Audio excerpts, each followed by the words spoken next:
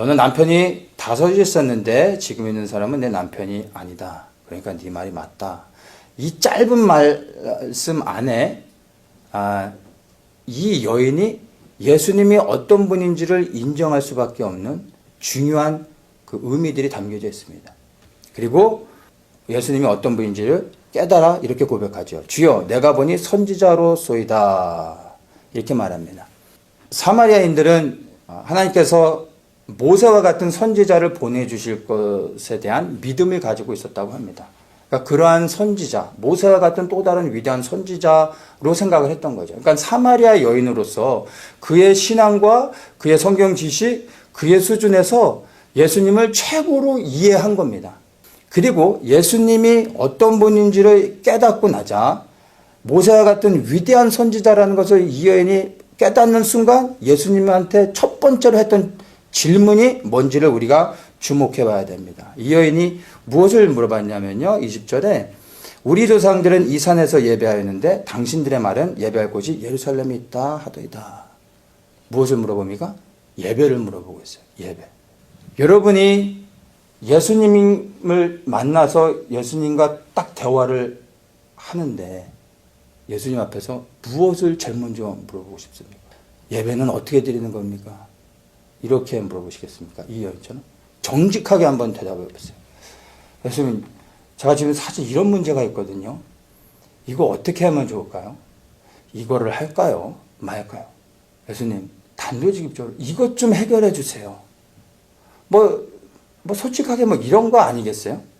근데 이 여인은 정말로 그런 문제들을 갖고 있잖아요. 말씀이 나는 것처럼 이 여인은 음란한 여인이 아니라 정말 어느 누구도 해석해 줄 수 없는 왜 이렇게 이 여인의 인생이 기구한지 5명의 남편을 만났는데도 그 5명의 남편으로부터 쫓김을 받은 건지 버림을 받은 건지 남편이 죽었는지 모르지만 5번째 남편을 떠나 6번째랑 살고 있는데 그건 남편도 아닌 거예요. 정말 누가 봐도 정말 불쌍한 그런 인생을 살아가고 있는 이 여인이란 말이에요. 그러면 이 여인은 자기 인생에 대한 질문들이 많잖아요. 그러면 제일 먼저 무엇을 묻고 싶겠어요? 내 인생이 왜 이럽니까? 이것 좀 해석해 주십시오. 나 좀 도와주십시오. 이게 정직한 거죠. 이게 솔직한 고백인 거죠. 근데 이 여인이요, 그런 걸 자신에 대한 문제를 질문하지 않습니다. 예배가 무엇입니까? 진정으로 드리는 예배가 무엇인지를 묻고 있어요. 그러니까 이 여인의 마음의 중심이 뭡니까? 선지자를 만나서 이 여인이 정말 묻고 싶었던 거, 해결받고 싶었던 거. 이 여인은 자신의 문제도 있었지만 그거보다 더 큰 이 여인의 고민은 어떻게 하나님을 예배하는지, 이거에 대한 간절함이 더 컸던 거예요. 가장 마음의 중심 안에 있는 것이 첫 번째 질문으로 나올 수밖에 없는 거죠. 그러니까 이 여인은 자신의 인생에 대한 해답을 위해서 질문하는 게 어떻게 보면 맞는 건데 그거보다 더 큰 문제, 이 여인이 해결받기 원하는, 깨달아 알기 원했던 것은 진정으로 하나님을 예배하는 게 무엇인지를 알고 싶었던 겁니다. 23절에 굉장히 중요한 말씀을 합니다. 아버지께서 참으로 예배하는 자들은 신령과 진정으로 예배할 때가 오나니 곧 이때라. 아버지께서는 이렇게 자기에게 예배하는 자들을 찾으시느니라. 이렇게 말씀합니다. 이 신령과 진정, 이게 개역 개정에서는 영과 진리로 예배한다고 하죠. 이게 더 나은 번역입니다. 영과 진리로 예배할 때가 오는데 그때가 바로 지금이다. 이 사마리아 여인을 향해서 말하는 거예요. 바로 지금이다. 이 진정한 예배는 오직 성령의 충만함 안에서 그리스도를 통하여 드려질 수 있다는 것을 말해주는데 바로 그렇게 영과 진리로 예배할 때가 지금이다 라고 말하는 거예요. 왜 지금이냐? 이 사마리아 여인은 영과 진리로 예배하고 싶었는데 성령이 어떤 분인지, 성령이 무엇인지, 그리고 진리가 무엇인지, 예수님을 보고서도 예수님이 진리인지 알지 못하고 있었어요. 그러나 마음의 중심만큼은 영이 무엇인지 진리가 무엇인지를 모르지만 영과 진리로 예배하고 싶어하는 그 여인 안에 간절함이 있었던 걸 보셨던 거죠. 자신의 문제를 가지고서 고민하며 눈물 흘리고 그리고 힘들어하는 것으로도 벅찬데도 불구하고 이 여인의 더 큰 고민은 하나님을 어떻게 예배하느냐였어요.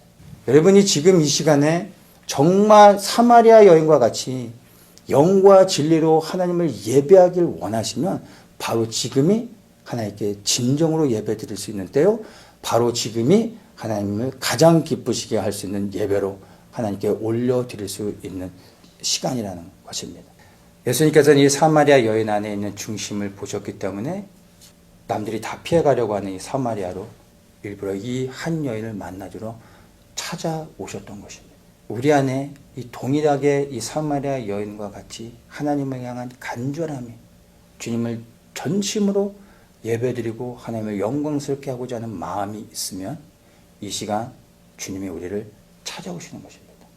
우리를 채워주시는 겁니다. 놀라운 건 주님이 우리를 찾아주시고 만나주시고 성령의 충만함으로 우리를 채워주실 때 우리가 구하지도 않았던 이 여인이 구하지도 않았던 문제들, 해석되지 않는 것들이 다 풀어져 버리는 겁니다. 이 여인이 복음을 전할 때 사람들이 믿을 수밖에 없었던 이유는요. 동네 모든 사람들이 이 여인의 기구한 운명들을 다 알고 있었어요. 근데 이 여인이 예수 그리스도를 만난 순간 이것이 다 해결돼 버리는 거예요. 그리고 이 여인이 복음을 전하니까 이 여인의 변화된 모습을 보고 사람들이 예수님을 안 믿을 수가 없었던 것이죠. 이 여인의 해결되지 않았던 인생의 문제들이 그리스도를 만나는 순간 오히려 복음을 증거하는 통로로 사용되었던 것입니다. 우리 안에 수많은 문제들을 갖고 있지만 해결되지 않는 문제들, 해석될 수 없는 문제들, 어느 누구도 풀어주지 못하는 이 우리만의 말할 수 없는 문제들, 아픔들이 있잖아요. 여전히 내 인생 가운데 풀어지지 않는 어떤 사건들, 예수 그리스도를 만나면 됩니다. 해석이 되어지는 거죠. 깨달아지는 겁니다. 자유를 경험하게 되는 겁니다. 그러면 숨기고 싶었던 그 문제들, 어느 누구에게도 알게 하고 싶지 않았던 이 내 안의 아픔과 상처들이요, 오히려 복음의 통로가 되어지는 겁니다. 이것으로부터 자유케 되어지면 오히려 이걸 통하여 수많은 사람들이 그리스도를 만날 수 있는 은혜가 되어질 수 있는 것입니다.